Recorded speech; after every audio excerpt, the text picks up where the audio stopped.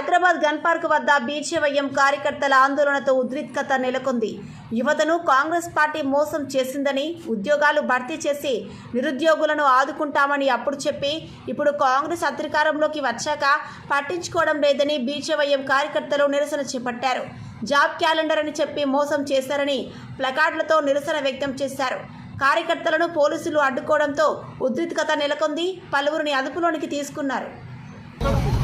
ప్రభుత్వం వచ్చిన తర్వాత 100 రోజుల్లో నిరుద్యోగులకి 4000 పదాల నిరుద్యోగ వృత్తి ఇస్తున్నారు.